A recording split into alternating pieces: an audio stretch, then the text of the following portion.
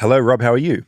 I'm great. We have some big news. Big news. Before we get into today's episode, we have 2 live shows.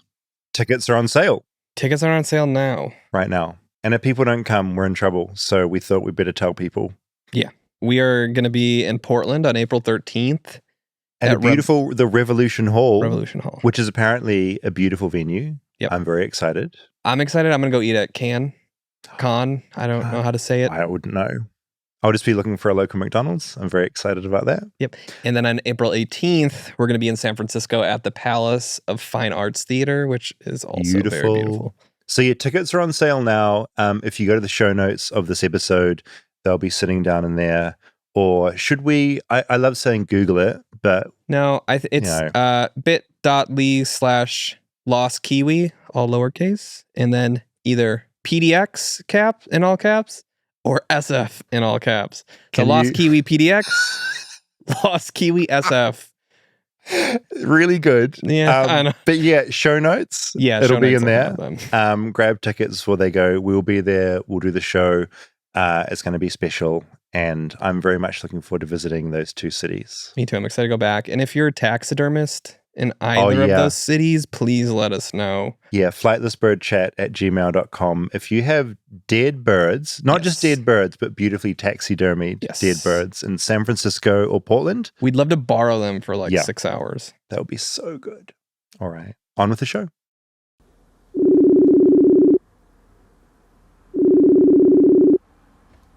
Hello. Hi, Hayden. How are you doing? I'm good. Do your kids still have worms? Sorry? Do your kids still have worms? Well, not visibly. Like last time we checked Francis's poo, there was a whole bunch of white threadworms wriggling around. Oh, no, they weren't wriggling. They were dead. So they're dead and they're sort of passing through now. Just like all of us. Today's topic is about a quite strange organization in America called Focus on the Family. And I was just wondering if you've heard of Focus on the Family. Yeah, of course. We both grew up in the Baptist church. We were pretty much raised by Focus on the Family.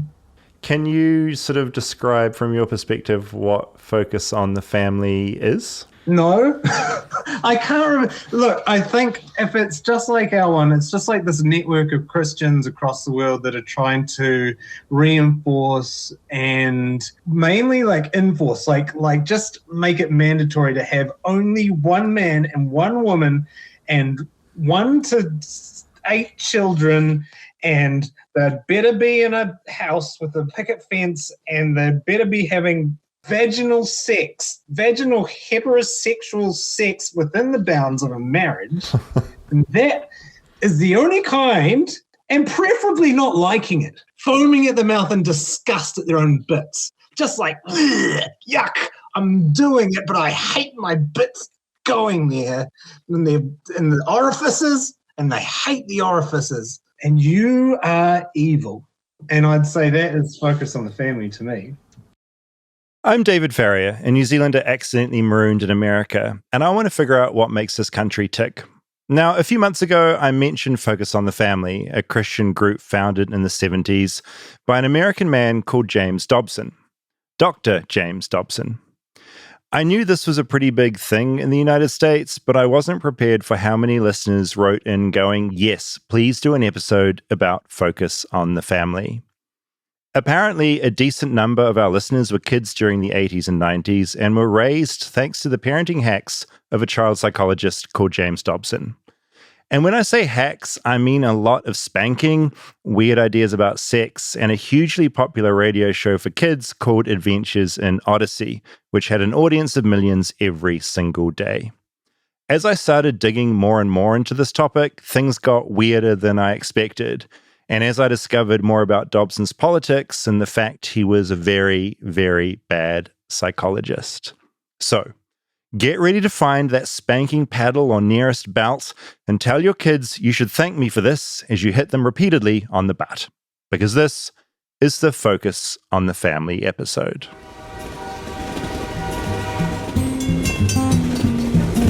Flightless, flightless. Flightless bird touchdown in America. I'm a Flightless Bird, touchdown in America. Have you ever been spanked? I have been spanked. By parents or lover? Or both? Both. Yeah, both in different ways. Although some psychologists would argue that they're linked, but let's not go there. Don't ruin my night. So my parents in New Zealand, and probably Hayden's, as he mentioned, they briefly went into this focus on the family mode. So it's weird because you'll find out sort of in the documentary, but going into this, I kind of didn't realize that focus on the family had affected so many New Zealand families, and that was a trip. Have you heard about Focus on the Family and James Dobson at all? I don't think so, but Adventures of Odyssey sounded familiar. Okay, that rings a bell. And some of the philosophies also sounded familiar. Because that's my question. Were you spanked at all? Because a lot of kids were in the 80s and 90s. A little bit, but then I think they realized that was not... It wasn't the way to go. Route. I think especially my brother liked being spanked when he was little. Oh, are you just doing this to get at your brother right now? No. What do you mean? No one likes being, obviously some people do, but later in life. He just got a kick out of it. Was it more like a thing to your parent, like, come at me, I can take this kind of thing? He would swear a lot as a kid, and his punishment was soap in the mouth. Oh my god, that's kind of amazing. Which then he was fine with. So then it became hot sauce instead. What hot sauce in the mouth? Tabasco. This is kind of amazing. I don't condone it, but is that God? The lights just shifted? Yeah, they just changed colors. Always worry about this when I'm talking about God and things happen in the studio. Because of course God ordains the smacking. That was kind of the philosophy of James Dobson. The soap in the mouth, I thought that was kind of like a joke. We're going to wash your mouth out with soap and water. No, that was actually a thing. It was from Christmas Story, right? I think in that movie. Oh right, I've never watched that movie. Embarrassingly. Oh, well, in that movie, he gets soap in the mouth and has to keep it in his mouth. But you didn't enjoy being spanked. It was like a punishment for you. No, I don't think I was spanked that often either. Oh, you're a good boy. Apparently. Wow, that's nice. Yeah. Okay, look, before we get into the whole Focus on the Family thing, a quick bit of admin. We have these live shows coming up in San Francisco and in Portland. Yes. What are the dates? Do you have those around? It's going to be April 13th in Portland and April 18th in San Francisco. Great. Basically, if you have any burning topics that you think we should know about in those cities, and particularly if you know of somebody with some great personal insight. So you might be like, oh, there's this amazing cult in San Francisco.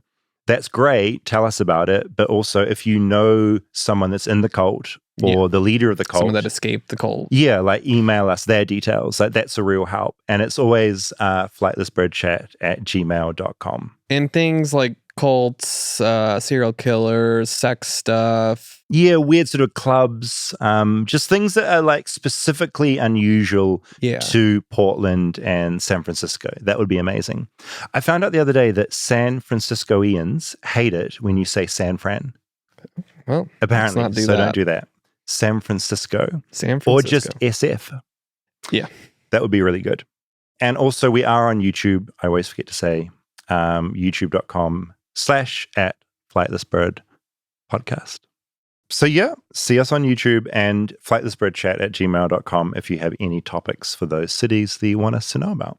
Now, I'm going to crack into this little audio documentary I made soon because it kind of explains what I'm rambling on about. But during the week, I did order these off various places on the internet, and I'm going to read out some segments later on. Dare to Discipline is one of the big ones.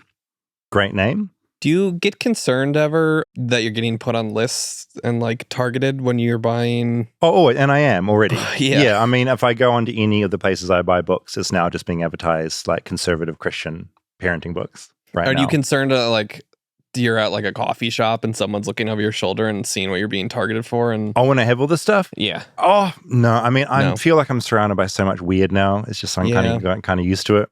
The Strong-Willed Child is another one. This is one that I would like to gift to you and Natalie. Oh. This is What Wives Wish Their Husbands Knew About Women. what every woman wants a man to write. Are you reading from this in the doc, or you're gonna? No, so afterwards we can read some excerpts. I mean, feel free to let's flick just through. pick a page. You have a page folded. Yeah, I think I outlined a few things that I found compelling in particular. I believe it's not harmful to have sexual intercourse before marriage if a couple has a meaningful relationship. Is that a question or a statement? That's what you highlighted. Oh, really? You pass it here? You just wanted. Did you write this? Oh, no, that's the question. Okay. So that's a question. James Dobson would never say that.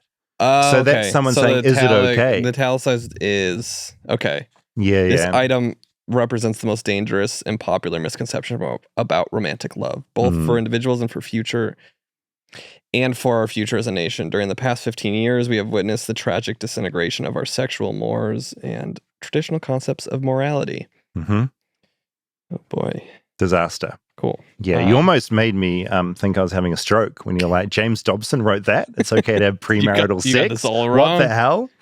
But yeah, I particularly like the title of that book. All his books, he's written over 30, they all have incredible titles, just like that one. But yeah, I'll read some more at the end because there's some pretty good stuff in there. But yeah, this is my journey into finding out what the hell Focus on the Family is all about. Chapter 1, Hearing from the Flightless Bird listeners, aka the birdies. Oh, hey Jennifer, it's David from Flightless Bird. How are you? Good, how are you? I'm calling Jennifer, one of many Flightless Bird listeners who'd emailed us saying we should do an episode about Focus on the Family. I'm good. Is now a good time to chat? It is, yes. My brother and I are at the gym, so we're just going to go into a room real quick, okay? We're going to just hide out in the tanning gun room. Jennifer's with her brother Jeremy, and they're now both camped out in a tanning bedroom, which in my humble opinion is far superior to a humble podcast studio. So currently live in Camp Hill, just a little bit outside of Harrisburg, the capital of Pennsylvania. My brother and I grew up about 45 minutes to an hour from here, kind of between here and Philadelphia, a little town called Narvon. Yeah, and Narvon was part of Lancaster County, which is very well known as a very conservative area. High population of Amish and Mennonite is kind of what it's known for, and just very conservative politics in general. Conservative politics will rear its head a few times in this episode. It's sort of inescapable when talking about Focus on the Family. But I wanted to start off with the reason I was calling these siblings. They had been raised by parents who loved an organization called Focus on the Family. What did Focus on the Family mean for you when you were kids? What I remember from it is very authoritarian and patriarchal. It was meant to mold us into discipline and doing what our parents wanted and what they thought was best. The father was the head of the household, always had the last say in any decisions that were made. We were not allowed to do things like go to the movie theater, dancing. We went to Christian school with curriculum that was along the same lines, like the evangelical religion. Just to zoom out here a little, Focus on the Family was founded in 1977 by Dr. James Dobson. It describes itself as a church, which is handy for tax reasons, but it's basically a deeply evangelical Christian organization that said it was there to help build strong families. James Dobson was a child psychologist and positioned himself as an expert in how to raise good Christian kids. For parents in America panicking in how to raise their own children, why wouldn't they turn to a godly child psychologist? So corporal punishment was definitely like a big part of that. I remember being spanked a good bit more than my brother does. I have less memories. It depended on the severity of, I guess, my infraction, like the type of spanking. So it could have just been by a hand, or if I was more naughty, I'd have to wait for my dad to come home and spank me with a wooden spoon with a hole cut out. And then on one occasion, I guess I was so bad that I got spanked with a belt. This was all happening at a time in America where physically disciplining your kids wasn't seen as a good thing to do anymore. Focus on the Family was there to say, no, it's cool. Definitely keep hitting your kids. And there was always that kind of, I'm doing this for your good, but not even just that kind of lip service, but almost an expectation of being thanked for inflicting this sort of punishment because it's setting you on the right path. It's for your own good, which is super confusing for a kid to have pain caused to them and then immediately be expected to thank and look up to the person who just inflicted that pain on them. By the mid-90s, Focus on the Family was a multimedia empire.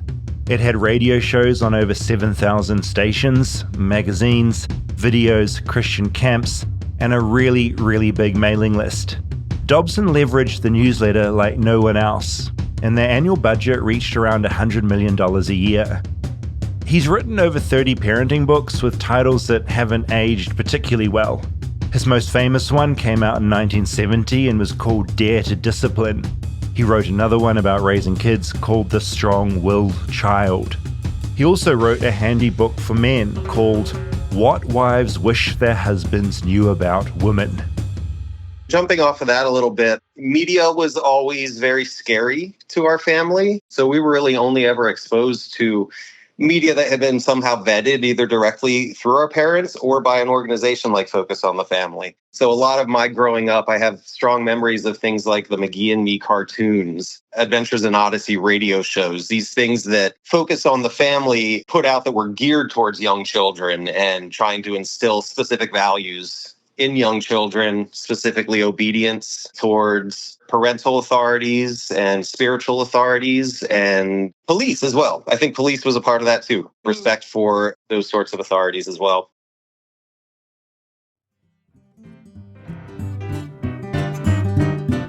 Stay tuned for more Flightless Bird. We'll be right back after a word from our sponsors. Support for Flightless Bird comes from Quince. Now, elevating my style used to mean breaking the bank because clothes are expensive, but with Quince, I get high-end, versatile pieces at prices I can actually afford. Now I can upgrade my style by snagging killer luxury essentials that sync with whatever my vibe and wallet say on a given week. Now, Quince has all the must-haves like Mongolian cashmere sweaters. They've got a lot of really good sweaters, actually, from $50, iconic 100% leather jackets, and comfortable pants for every occasion. I'm also a big fan of their t-shirts because I'm a t-shirt guy. The best part, all Quince items are priced 50 to 80% less than similar brands. And by partnering directly with top factories, Quince cuts out the costs of the middleman and passes the savings on to us. And Quince only works with factories that use safe, ethical, and responsible manufacturing practices along with premium fabrics and finishes. What's not to love? As I said earlier, I'm a big fan of Quince's tees. They have a 100% merino wool all-season short sleeve that I really like, and their baseline colors are all great. So, indulge in affordable luxury. Go to quince.com/bird for free shipping on your order and 365-day returns. That's QUINCE.com/bird to get free shipping and 365-day returns. Quince.com/bird. Flightless Bird is brought to you by Symbiotica. Now, living healthy looks different to everyone. For me at the moment, it's trying to get 8 hours sleep a night. Easier said than done. It's doing exercise, makes me very sweaty, and just generally trying not to get too stressed out by things. And yeah, Symbiotica also keeps me living healthily. Over the last week, I've been using a bunch of Symbiotica's stuff like their magnesium L-threonate, which helps support focus and mood. Friends had been telling me about the importance of magnesium for ages, but I was ignoring them, and now here I am trying it finally, and yeah, it's a good thing. It comes in a little packet with liquid inside that tastes very yummy when you suck it back, and God, vanilla cream flavor is the one for me. Symbiotica helps you maintain healthy habits all year long, no matter what your goals are, supporting everything from your energy, digestion, immune system, and mood. The travel-sized packets are great for me as I actually remember to use them each day, and yeah, as the name suggests, they're really easy to travel with. It's one of the easiest things I've done for my health. Symbiotica is one of the most trustworthy brands out there. They never compromise on quality and sourcing. Their products are free from seed oils, preservatives, toxins, or artificial additives. It's something you can taste and feel in every packet. I'm excited to be starting my journey with Symbiotica, and I worked out an awesome offer for my listeners so you can try their products too. Go to symbiotica.com/bird for 20% off plus free shipping. That's symbiotica.com/bird to claim 20% off plus free shipping today.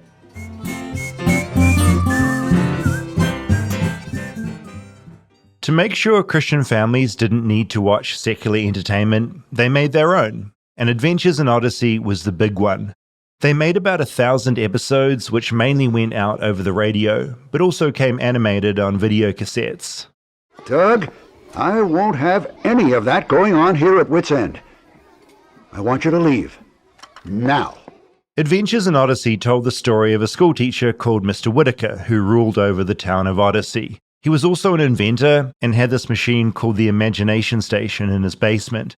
That way he could transport kids into various learning situations, be they other planets or directly into places like hell, or maybe into some kind of lesson about puberty. The other thing that was really huge from a woman's perspective growing up in this is sexuality was so shamed for women and girls. Things like movies and television, violence was okay to watch. My dad would watch things with fighting and violence, but anything that had to do with talking about sex or even close to resembling, nudity or anything was forbidden. And so I grew up with a lot of that sort of shame and guilt around sexuality as well. A lot of the messaging and focus on the family was around sex and sexuality.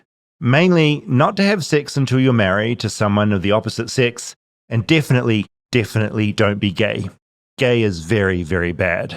I think it was probably in my teens, which would have been like mid-90s when movements like True Love Waits started, and it became a much more popular, hip thing. They would come and do rallies at local churches and ask people to sign pledges and wear purity rings and things like that.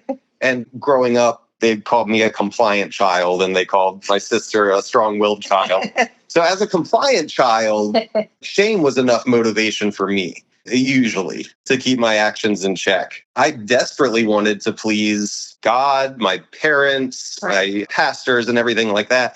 And if that meant signing a pledge to not have sex until I'm married, sure, no problem. I was one of those guys that had so much shame around sex that, as a mid-teenage guy, I would masturbate and then pray afterwards for my salvation. It was that ingrained.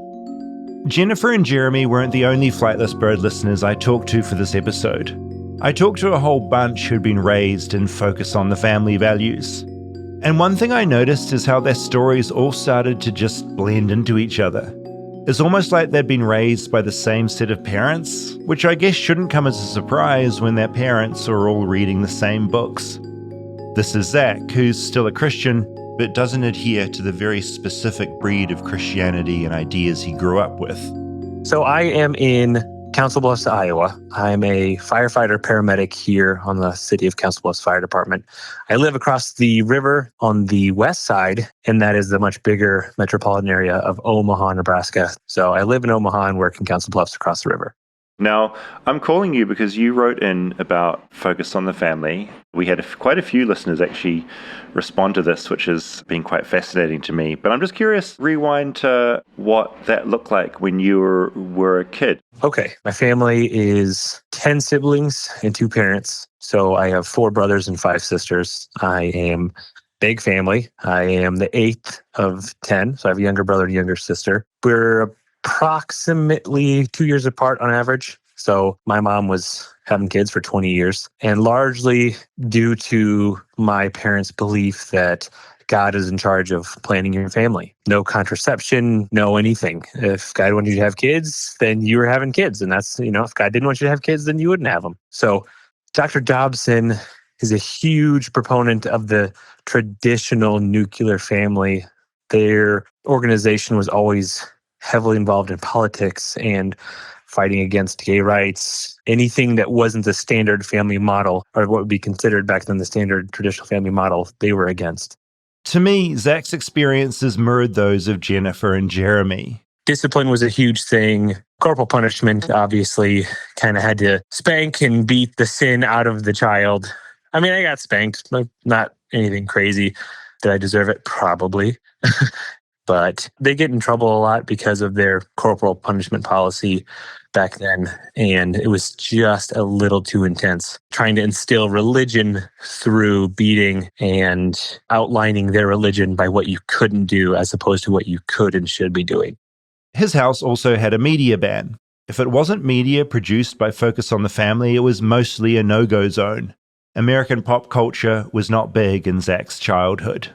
We had a TV downstairs, unplugged, facing the wall in the corner. We pulled it upstairs a couple times a month, maybe, probably more like once a month. And that would be to watch the Huskers, the football team, the Nebraska football team play, very rarely, or to watch some sort of religious cartoon or programming. But then it would get unplugged and brought right back downstairs. One thing I should also point out is that me and all 9 of my siblings were all homeschooled.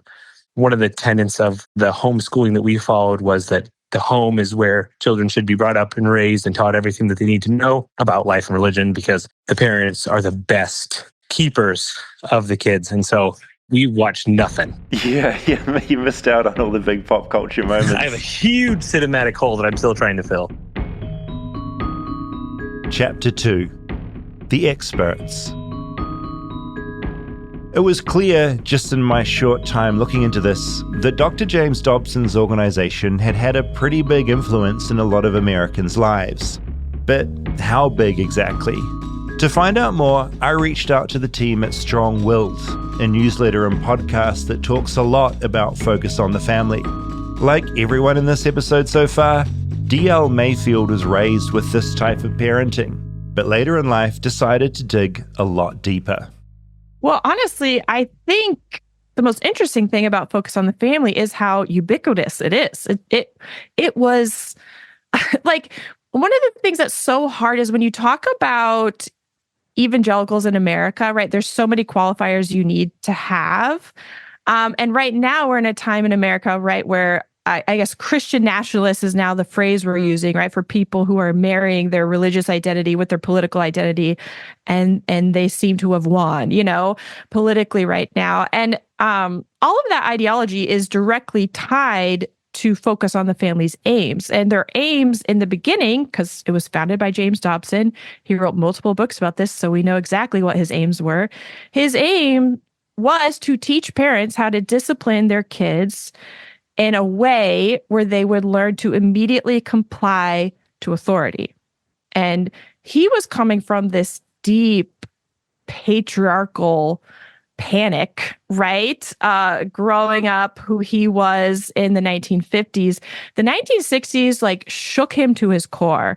In particular, he wrote a lot about watching white Christian kids protest Vietnam, right, in the streets, to start protesting the great nation of America, right?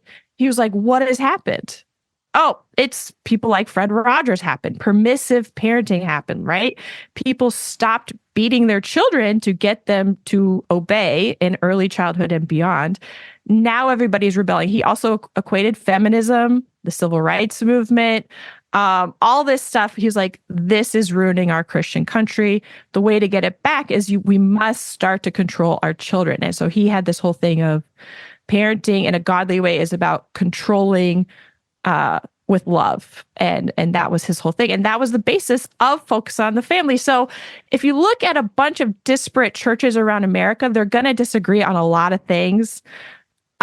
They probably all parent their kids in the same way, and they probably pressure the people in their congregations to parent their kids in this specific way, which marries corporal punishment early and often with the explicit aim of what Dobson called breaking the will of a child. Breaking the will of a child is exactly how James Dobson put it. And if you want more great tips, you can read a book I mentioned earlier, The Strong-Willed Child. Dobson's other special skill was PR, spreading this stuff far and wide. As I also mentioned earlier, he had a media empire. He had a talk he called Dare to Discipline. He had a talk he called The Strong-Willed Child. He videotaped those messages, and they were sent out to schools. They were sent out to prisons. They were sent out everywhere. And according to his own organization, so take this with a grain of salt, he says in the 1980s, 1 1/3 of America watched these videos, or at least had access to watching these videos on discipline and how don't listen to Mr. Rogers, right? Don't listen to any of these people that are actually doing the studies about how harmful it is to parent your kids in these ways. Do it. And it really worked. His book sold so well, they kind of helped start Christian publishing, if I'm being perfectly honest. And Christian publishing became this way to spread information to a network of churches that, again, while they might not agree on everything theologically, they'll all buy the same books and they'll all parent their kids the same way because this is the only God-ordained way to parent a kid. The more you dig down into what James Dobson was all about, the weirder it gets. As DL just said, this was a man who was upset about young people protesting the Vietnam War or marching for women's rights. And Dobson's view on the world starts to make even more sense when you look at his heroes. And this gets pretty bleak. Okay, so how Dr. Dobson got his start, he actually was the protege of a really famous guy named Paul Popenoe. Paul Popenoe was this known eugenicist who inspired the Third Reich. He, in turn, was very inspired by the Third Reich. In particular, their policies on how to sterilize large groups of people. He was so into this because he was a white supremacist, right? He eventually figures out, you can't be that way anymore publicly in America. So he then starts, he's the first marriage and family counselor in American history. And his expressed aim was to help white women marry white men, stay married to them, and have a ton of kids, right? And then raise those kids in such a way they would replicate these white supremacist patriarchal values. He actually authored those columns, Can This Marriage Be Saved? Like, that was his whole shtick for the latter part of his life. And it was all what he called a positive eugenics movement. How do we help white people have tons of kids? And then Dr. Dobson was his protege and was like, and then once they had the kids, they got to discipline the kids in such a way to replicate these white supremacist patriarchal values. So in Dr. Dobson's first book, which was called Dare to Discipline, he's a Christian, Popenoe's not, but Popenoe wrote the foreword to Dare to Discipline. And he was like, everyone should read this. This is it. This is the key, right? All this is alarming when you realize how involved James Dobson got in American politics and into lobbying specifically. He started so many different organizations. They all have extremely similar sounding names, all for the express purpose of impacting legislation. Ronald Reagan appointed Dobson to an advisory committee for juvenile justice. And throughout the 80s, Dobson influenced policy in all 50 states. He was the reason so many Christians voted for George Bush and later Donald Trump. And while Focus on the Family's 501c3 status means it couldn't lobby, they set up an affiliate group called Focus Family Alliance, which could. With revenue of close to $100 million a year, it spends most of its time lobbying against gay rights, trans rights, and abortion. Dobson also started another lobbying group called the Family Research Council. And that group encouraged other states to create their own lobby groups to do the same thing. And in all that political lobbying, Dobson's main focus remained on getting his messaging to parents, and more importantly, to kids, which brings us back to Adventures in Odyssey again.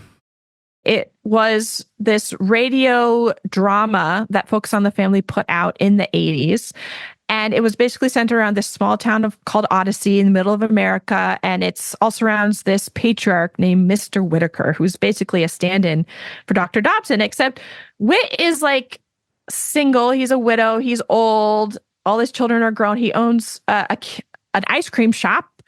And he's also a genius who works for the CIA, and he has this machine in his basement called the Imagination Station, where he can send kids on a virtual reality tour of American history. That's all very revisionist, white supremacist history, and Bible stories. He can actually send people to hell so kids can experience hell so that they'll become Christians. He meddles in everything. And this program has gone on for decades. It's still going strong. It was Vice President Mike Pence's favorite program that he listened to with his children constantly. It's millions of kids grew up listening to this. Crispin and I, we started our podcast where we just started listening to episodes and talking about them. And it's just all the focus on the family values, but it's just another layer of indoctrination.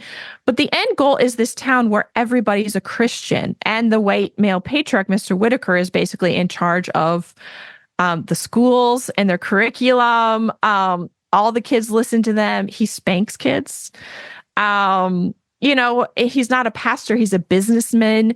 And the layers of indoctrination in this show, I don't think can really be expressed in this little interview, but it's just something worth mentioning. One of the ways, he got to people, like Chick-fil-A used to give out cassettes of Adventures in Odyssey episodes, really? Right? That's very American. Stay tuned for more Flightless Bird. We'll be right back after a word from our sponsors. Flightless Bird is sponsored by BetterHelp. Now, who's your support system and how have they changed your life? For me, my main support comes in the form of friends. I have about 3 friends I go to for advice on most things. You probably know who some of them are, thanks to this podcast. Another great option is therapy, which is why I also use a therapist. Because, hey, your friends don't have all the answers, and sometimes they're way too close to you to give you ridiculously honest answers, the answers and advice that you need. Therapy can be a source of support for any area of your life, and I think it's really important not to forget that. Now, for me, I've found therapy incredibly helpful to figure out, this will sound silly with my job, but how to talk to people about how I feel. Often in the work I do, I'm just asking all the questions, but when it comes to actually sharing with someone about how I feel, I'm really terrible at it, and therapy has helped me a lot with that. Now, BetterHelp is fully online, making therapy affordable and convenient, serving over 5 million people worldwide. You can access a diverse network of more than 30,000 credentialed therapists with a wide range of specialties, and you can easily switch therapists anytime at no extra cost. Build your support system with BetterHelp. Visit betterhelp.com/bird to get 10% off your first month. That's BetterHelp, HELP.com/bird.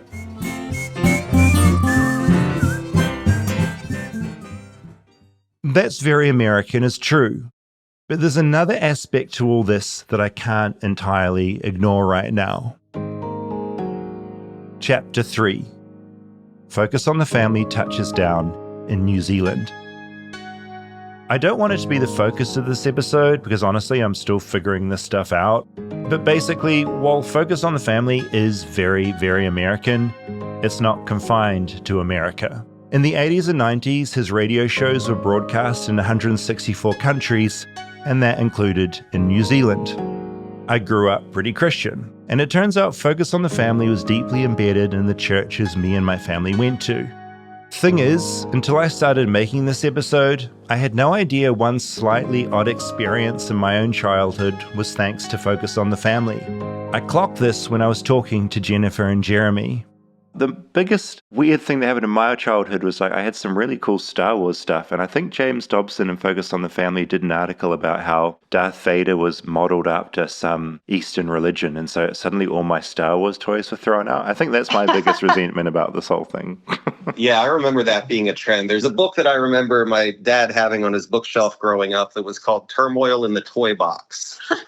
And that might be worth looking into because it's all about how satanic messages are being given to our children through things like the Teenage Mutant Ninja Turtles and the Smurfs and things like that. And it's an interesting read.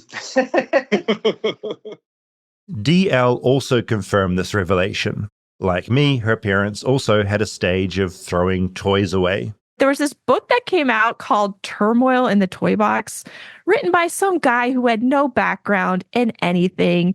And he just basically went through like why every popular toy was like not okay for Christians. And my mom read it and took all my older sister's Barbies and just donated them without even telling my sister. She was so devastated. But it's like, yeah, Barbies are immoral. Like, we can't have Barbies anymore. And I tried to look up this guy, like he's a nobody. And he basically just cashed in on this. There's this gullible group of people that will like listen to anything you say if you say it's from God. And it worked. And that was like, again, this is going back to Christian publishing was full of grifters. You have 2 choices as a kid, which really sucks. One is you think your parents are wrong and you're like, damn, they just took my toys. Biologically, kids are not designed to do this. I'll just say that. Dr. Dobson knew this and honestly exploited this. So what you're going to do as a kid is you're probably going to be like, my parents are right. I need to somehow be okay with this, and I will figure out ways to move on. So for me, I was like, my parents can't be wrong. God talks to them. They must be right. And that kind of drug me into this world ever deeper, which is the expressed aim, if I'm being perfectly honest.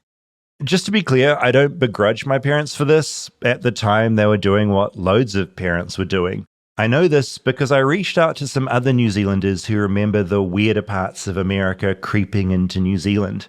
Michael Frost and Shane Meyer-Holt run an excellent podcast called In the Shift, which is about the religion they grew up in. They're still Christians, but have very different beliefs to what they grew up in. I wanted to talk to them to understand how a deeply American religious organization, one with deep ties to the Republican Party, ended up in little old New Zealand. We both grew up in New Zealand, conservative, evangelical / Pentecostal type Christianity, and both very familiar with Focus on the Family, aren't we, Shane? We sure are. For better or worse, mostly worse, not much better. And we lived in a time, I think, in New Zealand kind of Christianity when anyone with an American accent was immediately seen as very authoritative, very important and fancy, and must be listened to. So like bringing in an American speaker was always like the pinnacle of what you wanted to happen in your church. And Focus on the Family was beaming into our homes via the radio. Good times for all. Not to forget books and pamphlets and a bunch of cassette tapes were very big, passing around the cassette tapes. You could then buy one set, share them around, share the blessings around with everyone. Those blessings came in the form of, surprise, surprise, spankings. For my parents, I remember the time that it came into our home, there was a shift in the way that authority was wielded and the kind of kids that we had to be. And I don't know if they were ever really particularly into smacking before this stuff. I guess they were probably smacked or spanked, as you call it in America, which has a much larger sexual connotation here in New Zealand. But my parents definitely were enthusiastic smackers after that. And I don't think they ever really enjoyed it, but I think there was definitely a sense in which this is what you had to do, spare the rod, spoil the child. If you were going to have kids that didn't go off the rails and become strong-willed children. This brings us to Winnie the Whale. Yes, Winnie the Whale. Yeah, it's interesting. There was all this kind of paraphernalia that then grew up around this whole industry of biblical parenting and the biblical family. In the Christian bookstores, there was this piece of wood that was shaped like a whale, and it was called Winnie the Whale. And it had verses scribed into the back of it, like spare the rod, spoil the child, and train up a child in the way they should go, and so on. And it was designed for the smacking / spanking. You hold with the tail and you hit the bottom with the head of the whale. On reflection, as people who are trying to grow healthy children, as people who are trying to grow healthy children who don't believe in hell or smacking, things are a lot harder. I have to say, our parents had some shortcuts that we definitely didn't have. Not being able to threaten with eternal conscious torment or physical violence might be much better for our children, but it was definitely easier for them. That kind of pressure is really well designed for generating compliance and obedience. And so that's why it gets used. And that's why it gets used in parenting, and that's why it's been used so much in religion and in other forms of authoritarianism as well. Another thing, one cassette tape Focus on the Family sent out was the sex talk. And this stuff got really, really specific. I definitely got some of this stuff, but Michael and Shane have a better memory of it than me. I will say one of the things you were not allowed to do that always stuck in my mind was touch a girl's hair. On her head, I should clarify, because at the time it was James Dobson had this whole thing about how intimate touching hair is. And so if you start touching hair, then one thing will lead to another. Looking back, I'm like, he just had a bit of a hair fetish, didn't he? I think that's probably what was going on. A bit of a hair thing. Indeed. I remember the one that stood out for me, and always got a giggle in youth group when they read out the list of things that you were and were not allowed to do while dating. Level 16B was heavy petting. And again, petting isn't really a New Zealand word. That's more to do with kind of like patting petting a cat. And so we always thought that was like rather amusing, that heavy as opposed to light petting. Tried to work out what the difference was between those two things. But James is very clear on it. Petting, strange word in New Zealand. What would we go with? Fondling, perhaps? Caressing? Oh, a bit of a grope. Groping? Probably. Bit of a grope, yeah. I remember it stood out to me at the time because I was kind of a little surprised by it. It was all about the devil will try and get you at your weak moments. So he told a story of how he had an argument with his wife, and then he was so mad that he went out for a drive in his car. And then while he was driving in his car, feeling angry about the argument he just had, an attractive woman in another car turned and looked at him. And he knew immediately she wanted to have sex with him. And she turned the corner, and I think in his tale of this, clearly inviting him to follow her by turning the corner. And he had to choose in his weakest moment, the devil was trying to get him, whether or not he was going to follow this woman and have sex with her or not. I remember thinking at the time, just, gosh, goodness, that's very confident. Indeed. Now looking back, I'm like, that's very weird, because what would have happened if he had followed her, turned the corner and driven down the road, and whenever she got out of the car, he'd have got out and said, okay then, let's do it. And she would have been like, what? I just looked at you at the intersection because I was trying to look right. All of this, I think, comes back to this idea of compliance, of creating a compliant child. A child who behaved well and mirrored their parents' beliefs, therefore keeping them out of hell, which was, and Focus on the Family's telling, a real place. Like if you messed up, it's an eternity being burnt in a big pit of fire, being poked by big pitchforks and stuff like that. All kind of geared toward, I think, now looking back, obedience was the paramount virtue. So like create compliant, obedient children who will obey God, and you'll know they're obeying God if they obey their parents, obey their pastor, they do what they're told, and if they are good. And that was kind of the big goal in many respects. There was a lot of suppression of emotion and putting your own needs aside, not understanding your feelings, but instead just squishing everything down and falling into line and making sure that you respected the authority figures in your life. And that kind of like militaristic hierarchical authority structures, it was at the center of growing good kids, was to have respectful, obedient kids, and this strong parenting, which squashed rebellion and those dirty little seeds of satanic rebellion lying in the heart of evil toddlers. And James Dobson's 30 or so books made sure parents knew how to deal with toddlers, teens, and everything in between. So I remember reading a James Dobson book called Life on the Edge, which was a book for young adults / teenagers. It was the next layer of kind of, okay, you've been hopefully parented into compliance and obedience, and now that you're starting to emerge as a human being, we've got to make sure we reinforce that whole structure. It uses a lot of fear of like, will you make it or not? Essentially like one of the big final pleas is, are you going to make it to heaven? You've got to make sure you do everything you can in order to make it there. So stay in line, keep following the rules, keep being obedient and keep being compliant. Former Focus on the Family executives say that Dobson's loving family-first persona is far from the truth. They say he's actually sexist, racist, homophobic, and power-hungry. All things that probably don't come as a surprise if you've been listening to the last 20 minutes of this podcast.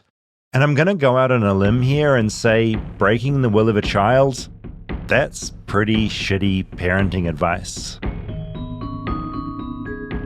Chapter 4. What it all means.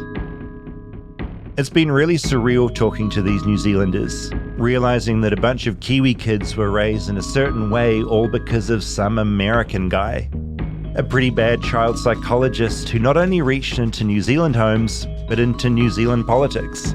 Back in 2007, it was Family First who supported a referendum for New Zealand to change the law so kids could be smacked more. And this brings us back to DL and a big point they wanted to make.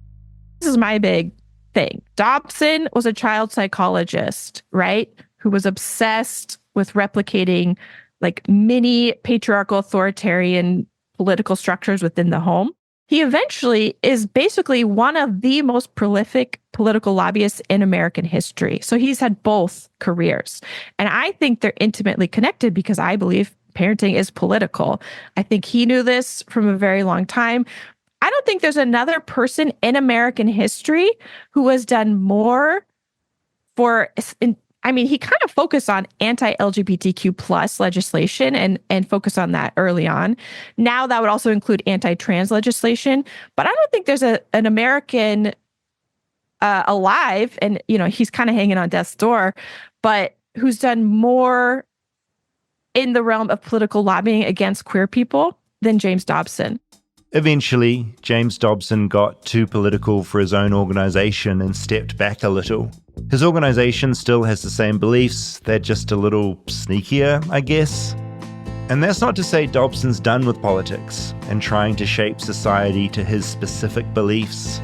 He'll be doing that till the day he dies, which, at 88 years old, probably isn't that far away.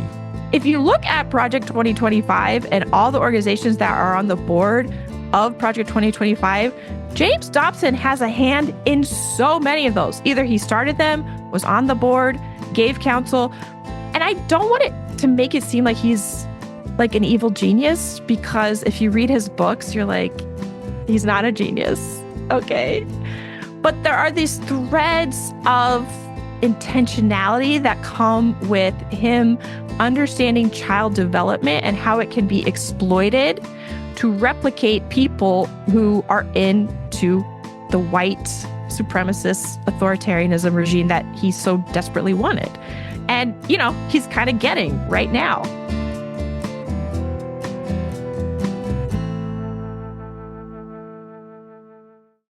So yeah, James Dobson, what a guy. What a guy.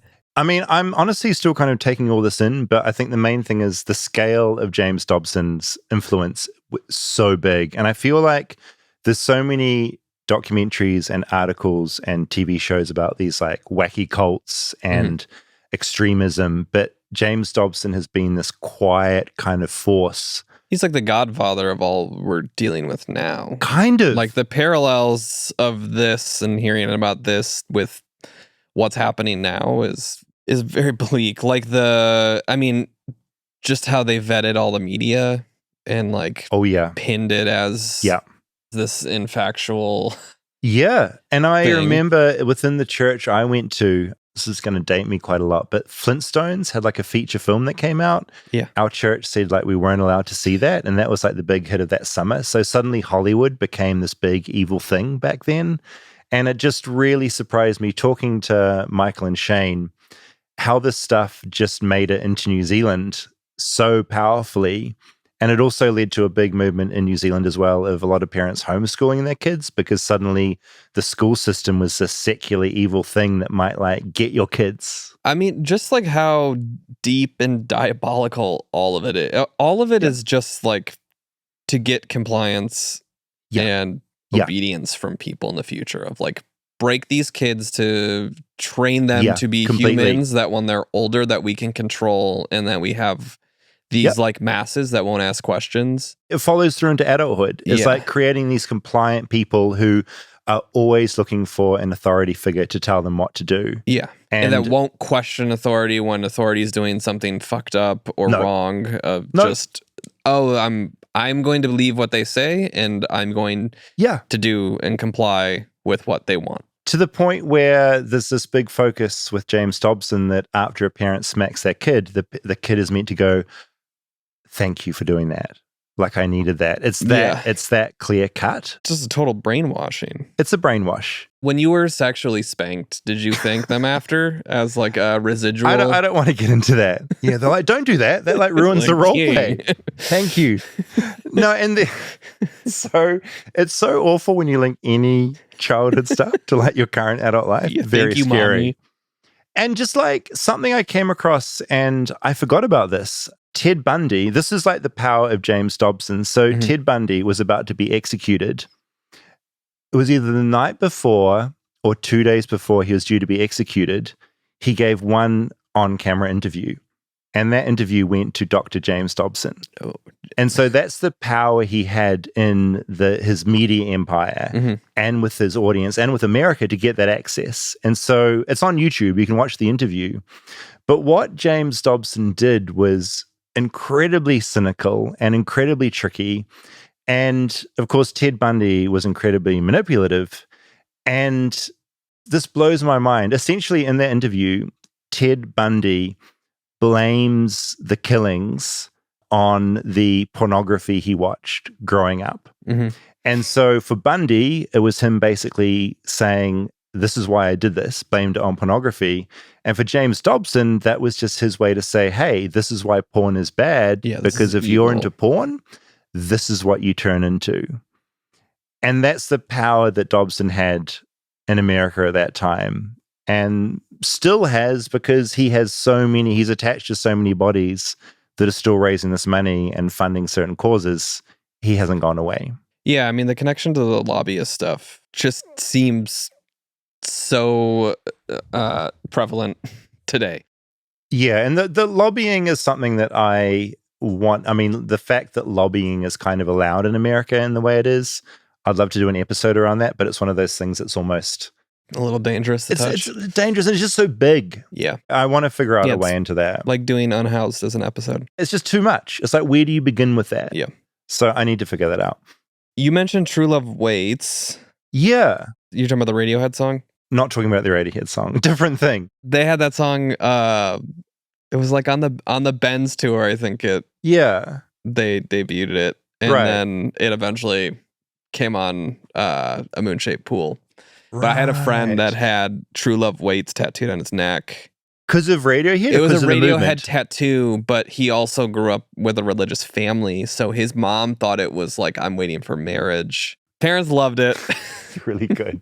No, True Love Waits, it didn't make it into our church, but it was definitely a thing in New Zealand. And yeah, the idea of basically, I think you got rings that you could wear. It was the purity rings? There's like a purity ring. That was part of it. Jonas Brothers were like... That would not surprise me at all. Yeah. Like, it still happens. It's still a thing. I think it's just less talked about now. But this idea that you basically pledge your virginity to marriage. Were you ever planning that? I was. Yeah, no, my whole childhood, it was very clear that I could not have any kind of sex or like any kind of intimacy until I was married to a woman. It had to be that. That was so clear. And in my Christian school, there was no sex ed. No, I lie. There was one class we had, and it was basically a slideshow of venereal diseases. It was basically like, if you do this, your dick will fall off or your vagina will get like very sore. That was the messaging. We had a pretty similar like STD focused sex ed in elementary school. And, good to know about STIs. That's great, but not to be used as a like scare tactic. Yeah. Did you guys have VeggieTales? That was the church programming I remember. Like I looked up Adventures in Odyssey and it looked a little familiar. Yeah, but I feel like we did have that. That rings a bell. VeggieTales was the one. It's like a massive. I think they're still making. So what? They're vegetables that teach you about God, how to live your life. Yeah, like carrots and stuff. Yeah, I think once you've been taught by a carrot or a tomato, it's like it's time to. I mean, VeggieTales is probably its own own thing. I mean, I'm actually going to jot that down because that's very funny. The other thing that a number of people that I talked to for this episode talked about was how, and I definitely listen, I mean, this kind of is adjacent to Creed, but there were these Christian bands that were really big in the 90s, like DC Talk, Jars of Clay. Jars of Clay? Jars of Clay. Jars or Jaws? Jars. Like Jars. I have a friend, he's got a band, Jaws of Love, so I would amazing. I was hoping it was a play off of No, Jars of Clay. Jars of Clay. And Newsboys, those are the big ones. And I think Audio Adrenaline was another one.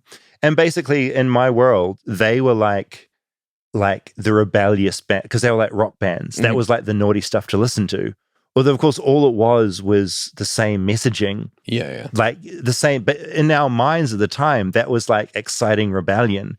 So other kids were getting into like Cannibal Corpse or Metallica or something, or Nirvana, or whatever the equivalent is today. We were like, oh, this is edgy, but really it's all the same shit. Were these like concocted from the church?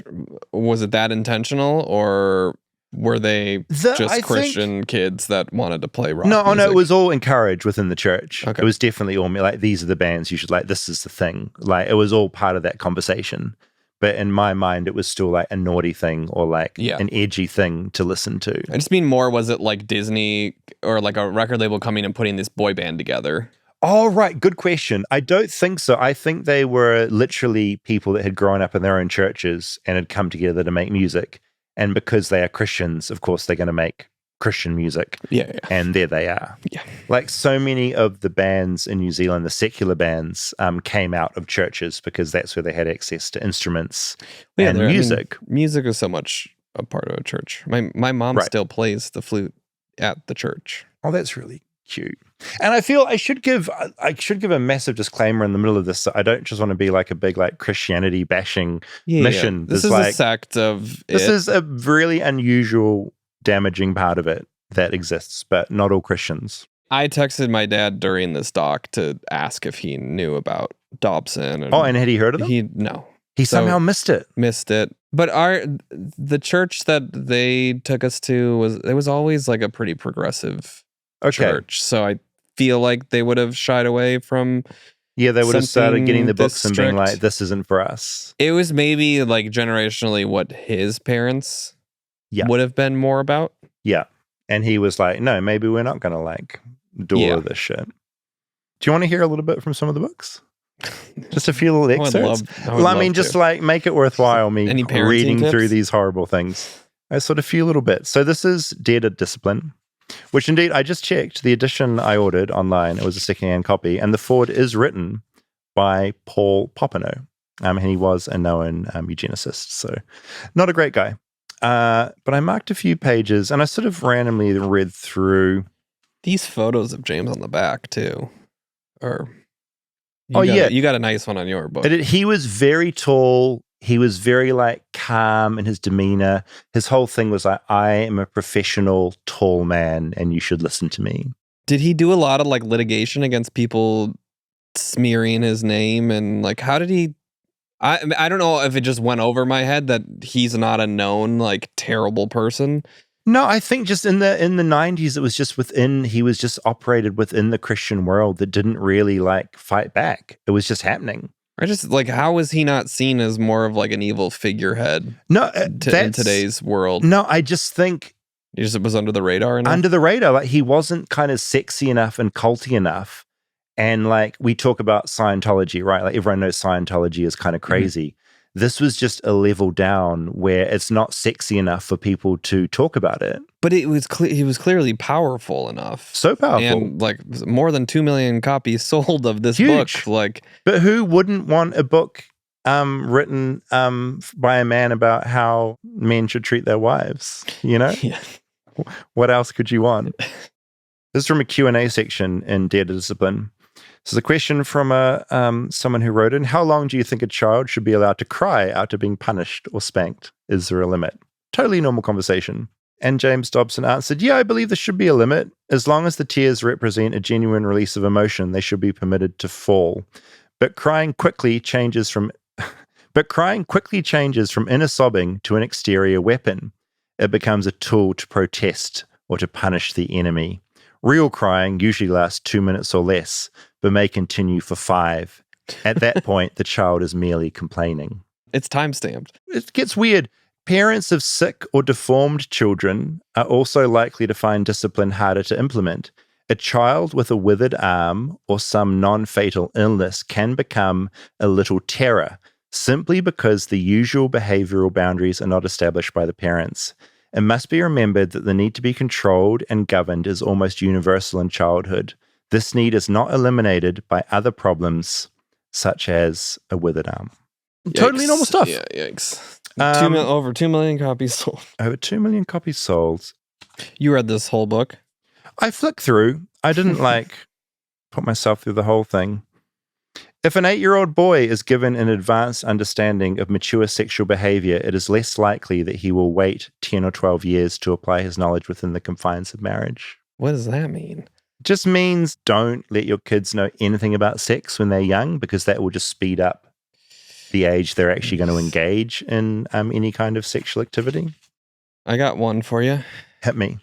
What is bisexuality and why are we hearing so much about it now? Oh, I love this. What does James Sullivan have to say? A bisexual is someone who participates in both heterosexual and homosexual acts of passion. Mm-hmm. At the time of this writing, bisexuality is the fad among swingers. It is getting enormous amounts of publicity in America. Okay. Swingers. It's a swingers thing. A wacky trend that'll go away. So this is about the importance of indoctrinating your child with your belief system. There is also a critical period when certain kinds of instruction are possible in the life of the child. There's a brief period during childhood when youngsters are vulnerable to religious training. Their concepts of right and wrong are formulated during this time, and their view of God begins to solidify. As is in the case of the gosling, the baby goose. Is that right, a baby goose? Gosling, yeah. Yeah, Ryan Gosling. Ryan Gosling. The opportunity of that period must be seized when it's available. Leaders of the Catholic Church have widely been quoted as saying, "Give us a child until he is 7 years old, and we'll have him for life." The affirmation is usually correct because permanent attitudes can be instilled during these 7 vulnerable years. Unfortunately, however, the opposite is also true. The absence or misapplication of instruction through that prime time period may place a severe limitation on the depth of the child's later devotion to God. Yeah, I mean, these all just seem like brainwashing tips for parenting. It is.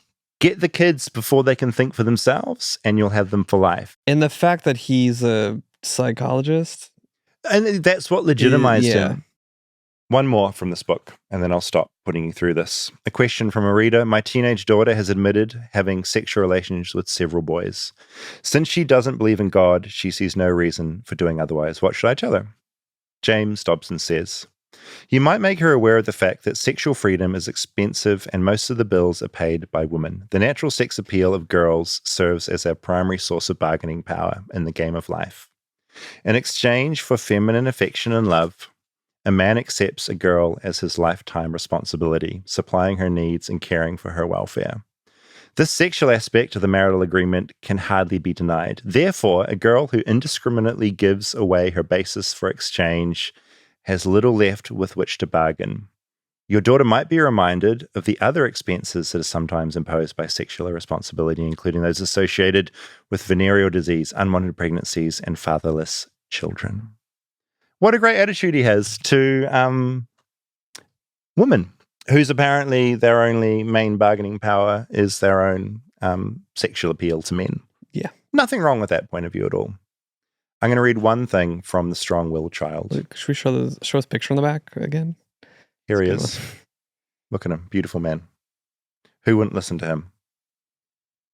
There's a whole chapter about how children are born bad.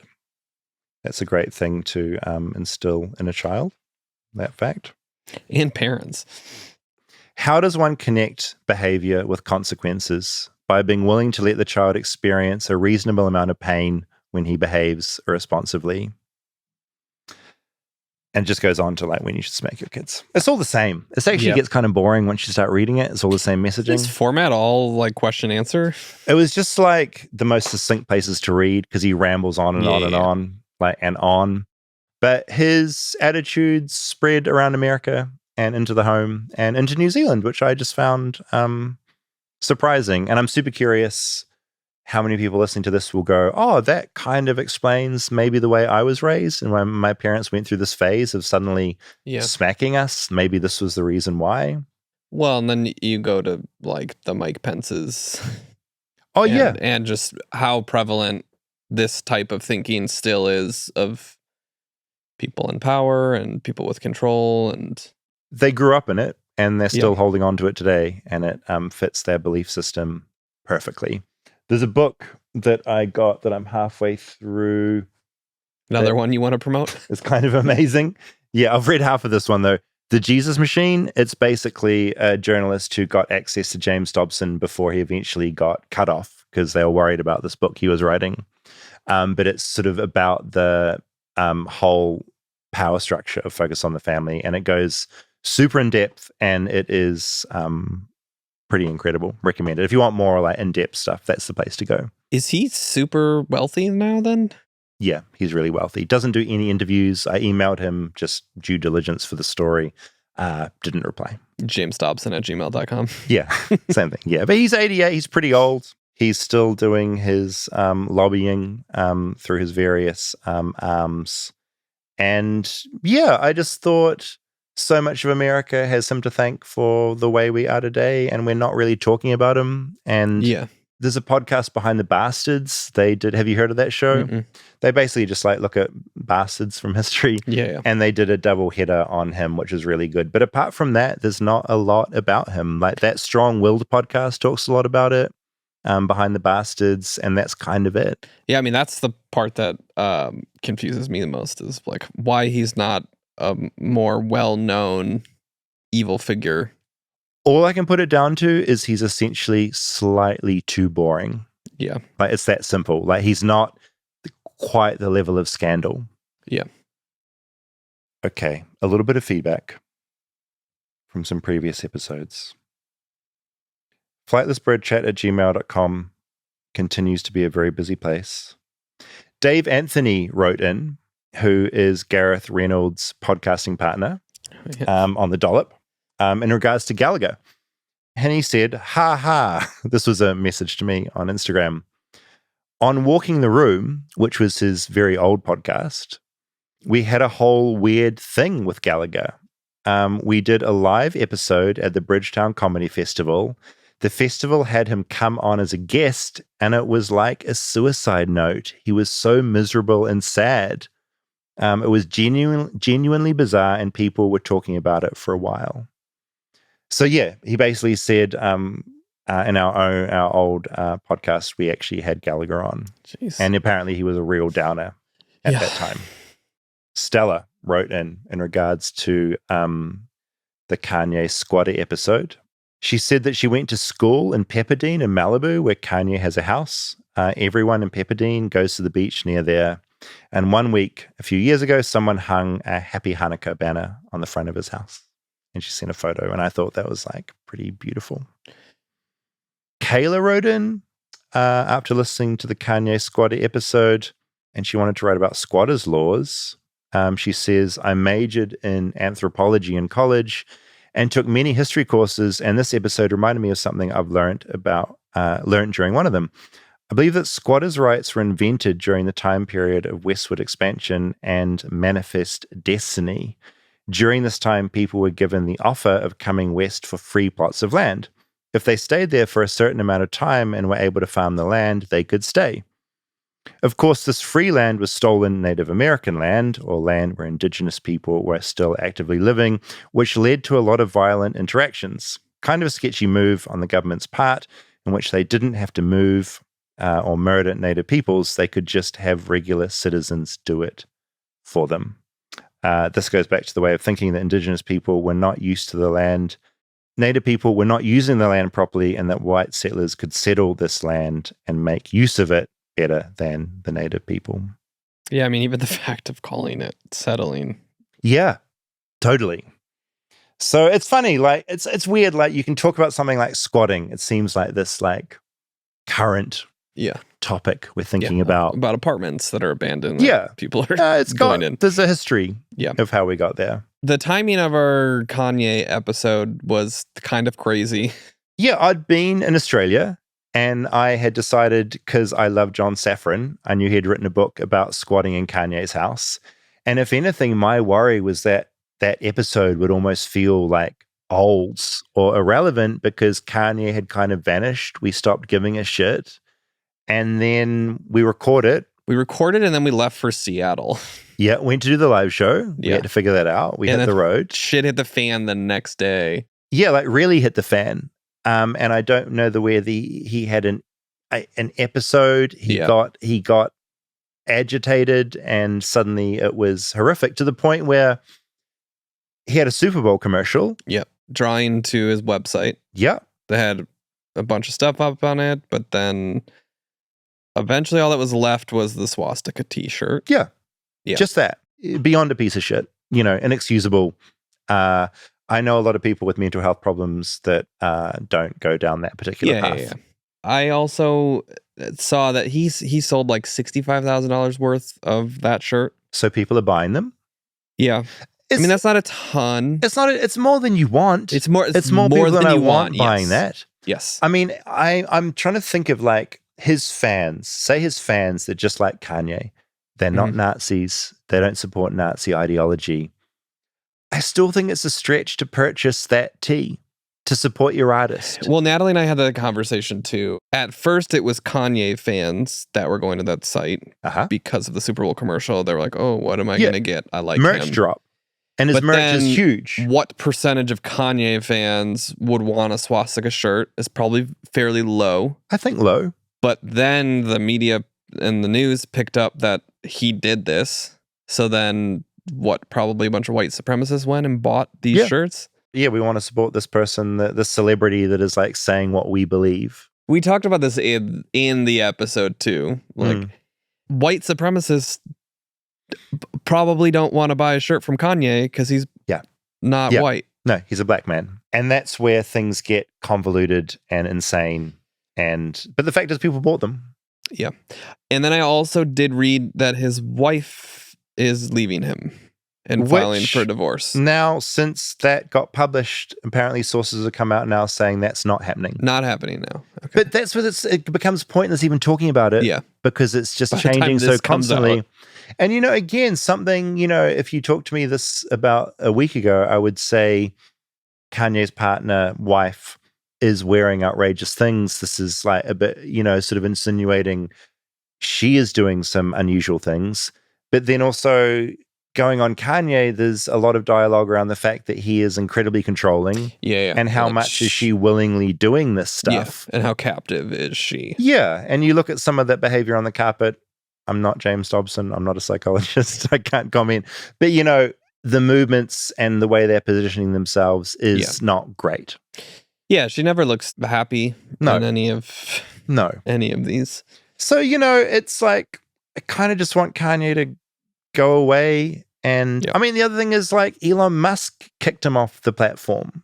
Like he was so offensive, like that guy like removed him, Yeah, I did see that too. And it's confusing time.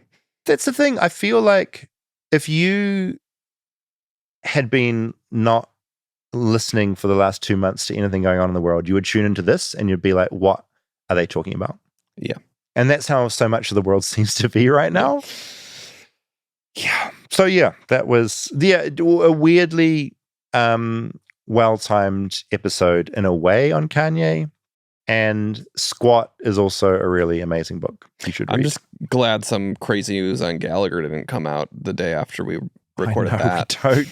It's stressful. Like, we record this usually, 4 or 5 days before release? Yeah, and don't expect there to be that big of a change in winds. And so much can happen. Yeah. But that's the world we live in. What is James Dobson going to do between now and when we release the episode?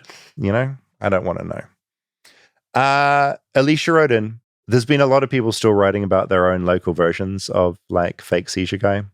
I just really found this one kind of amazing. When I was in college at the University of Wisconsin, I regularly saw a man lurking around campus known as Tunnel Bob. Tunnel Bob. Which, just I these love the names. Yeah. They're good names. I almost could just stop there. Were you Tunnel Davey? Don't bring my... Tunnel Dave over here. Oh my God, I did love tunnels. There's something of a boogeyman energy about him, and he's alleged to have a dungeon in the steam tunnel system underneath the city. He's been interviewed many times over the years and claims to have been exploring the tunnels since the 70s. Here is a photo at the entrance to a steam tunnel that he's sitting on. And it is a pretty trippy image. It's a man sitting above a tunnel about to descend. Tunnel Bob. That reminds me, Calvin told me about Bloody Mary. Oh, who's Bloody Mary? Oh, you don't know about Bloody Mary? No. It's like an urban legend where you go say Bloody Mary 3 times, look in the mirror and like turn the lights off and she appears. And he told me that scientists have... It's like Candyman. Yeah. Okay. Yeah. That scientists have done it and like proved it. And so... he was just so matter of fact about scientists have done this. Yeah. And Bloody Mary, it's real. And seen her. Oh, he's so earnest. Have we checked? Scientists haven't done this. I did it as a kid. It's really good. Has he tried it, or is he way too scared? No, he's way too afraid. Of course he is. Sensible. Especially if scientists have proven it. Definitely don't do it. Lisa wrote in, I mentioned a YouTube channel, The Royal Family, who'd done those cool videos post LA fires. I'm just finishing the inauguration episode and I'm screaming fucking royalty family and stupid YouTubers at my radio. Any parent of an elementary and middle school age kid will tell you how much this family and all the ones like them suck. This could be an interesting episode for you, the evolution of child YouTube influencers and their families. It really started with Ryan's World and turned into a huge amount of obnoxious... Ryan's World. Do you know that? Yeah, we had to... just we quickly? had to stop having Calvin watch Ryan's World. Okay, what is Ryan's World? He's just quickly? this kid making YouTube videos and his parents like taking him everywhere. And Calvin wants to go do this and that and this. And we were like, no more Ryan's World. I love this. As she said, it's just a huge amount of obnoxious, rude kids doing crazy, entitled things and normal kids obsessing over them. Yeah. Yep, that happened. Think Mr. Beast Junior Edition. Royalty Family, Ninja Kids, Salish and her annoying dad, Jordan Matter, Nidal, I'm probably saying these names wrong, Nidal Wonder. It's also bad. It's just kids demanding they do some activity or get something insane, and their parents say they will if they do these challenges, like walking up to strangers and getting them to like and subscribe. We're adjacent? Are we adjacent to this world? Have we just outed ourselves? Anyway, the more she talked about this, the more I thought this is probably a good topic for us, like the rise of these like child and family YouTube influencers. I feel like we're more of a parody on this. We are, for the record, we are. Seriously. No, the like and subscribe is it's a bit. It's a bit. It's a bit, and it's cute when he says it because he can't say it. So thanks, Lisa, for clarifying how I wasn't the only one being driven insane by the royalty family. And I just thought this was a really cute message. Angus wrote in, he's a New Zealander that's been living in America for 23 years now. And he just said, love the podcast. You won't believe how I stumbled on it. I was in San Diego and a random Uber driver from Afghanistan introduced me to it. And I just thought, how cool is that? Just like an Uber driver being like, listen to this. I really like that. I wonder how many people from Afghanistan listen to this. I freaking, it excites me when people from like different parts of the world are like, this is the show. My good friend who is a Norwegian living in Texas texted me that she's rediscovered the show and loves it. So amazing.